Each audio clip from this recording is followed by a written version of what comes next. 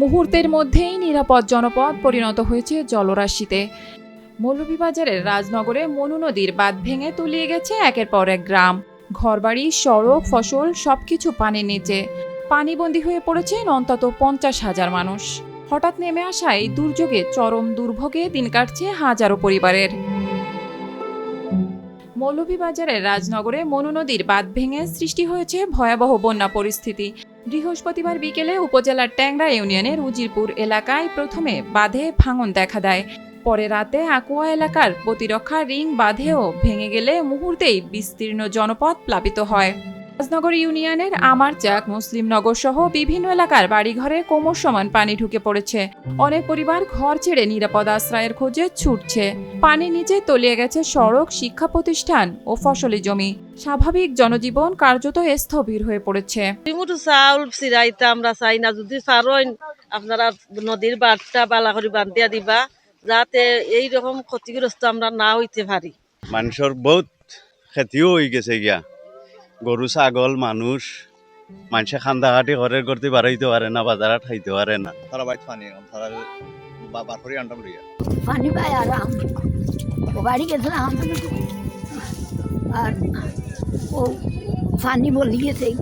দুর্গত এলাকায় দেখা দিয়েছে বিশুদ্ধ খাবার পানি, শুকনো খাবার ও গবাদি পশুর খাদ্যের তীব্র সংকট। পরিস্থিতি মোকাবেলায় জেলার 148টি আশ্রয়কেন্দ্র প্রস্তুত রাখা হয়েছে। শুক্রবার বন্যা কবলিত এলাকা পরিদর্শন করে ক্ষতিগ্রস্ত মানুষের হাতে শুকনো খাবার তুলে দেন জেলা প্রশাসক তৌহিদুজ্জামান পাভেল এবং জেলা পরিষদের প্রশাসক মিজানুর রহমান। আমরা বাড়িঘর পানির তলে আপনার পানি উঠছে, আলি দলি বেলায় যেটা বন্যা খাইছে আর ক্ষতিগ্রস্ত তো হয়েছে। আর আমরা তো একবারে রান্দি বাড়ি খাইতাম না বাচ্চাত। আমরা বাড়ি করে পানি, আমরা ঘরদার বাসায় আনের গিয়ে দেখো আমার মারে বস্তার উপরে বইয়া তৈছি। বন্যার কারণ ও ভবিষ্যৎ নিয়ে আশ্বাস দিয়েছে পানি উন্নয়ন বোর্ড। সংস্থাটির নির্বাহী প্রকৌশলী খালেদ বিন আলিদ বলেন, কোথাও বাঁধ ক্ষতিগ্রস্ত হওয়ার খবর পেলেই দ্রুত টিম পাঠিয়ে প্রয়োজনীয় ব্যবস্থা নেওয়া হচ্ছে। বৃষ্টিপাত কমে আসায় সন্ধ্যার পর থেকে পানি নামতে শুরু করবে বলেও আশা প্রকাশ করেন তিনি। যদি কোথাও কোনো আমরা নিউজ পাই তাহলে আমরা সঙ্গে সঙ্গে যাই এটা প্রয়োজনীয় ব্যবস্থা গ্রহণ করবো। আমরা আশা করতেছি যে আমাদের কাছে যে নিউজ আসতে সন্ধ্যা নাগাদ পানি কমা শুরু হতে পারে, কারণ উপরে অলরেডি বৃষ্টিপাত কমা শুরু হয়ে গেছে। এদিকে জেলা প্রশাসক তৌহিদুজ্জামান পাভেল জানান, প্রবল স্রোতে পানি উন্নয়ন বোর্ডের বাঁধের দুর্বল অংশ ভেঙে কয়েকটি ইউনিয়ন ক্ষতিগ্রস্ত হয়েছে। দুর্গত মানুষকে আশ্রয়কেন্দ্রে সরিয়ে নেওয়া এবং ত্রাণ বিতরণ অব্যাহত রয়েছে।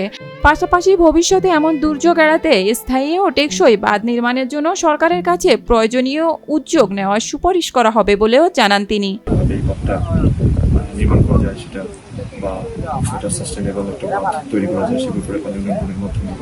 প্রতিবার বর্ষা এলেই একই আতঙ্ক, একই কান্না, একই অনিশ্চয়তা। ত্রাণ সাময়িক স্বস্তি দিলেও তা কখনোই মানুষের নিরাপদ ভবিষ্যতের নিশ্চয়তা হতে পারে না।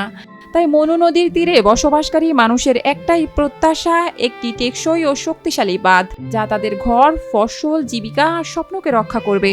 যেন আগামী বর্ষায় আর কোনো পরিবারকে পানিবন্দী হয়ে অসহায় দিন কাটাতে না হয়, আর কোনো শিশুকে হারাতে না হয় তার নিরাপদ আশ্রয়।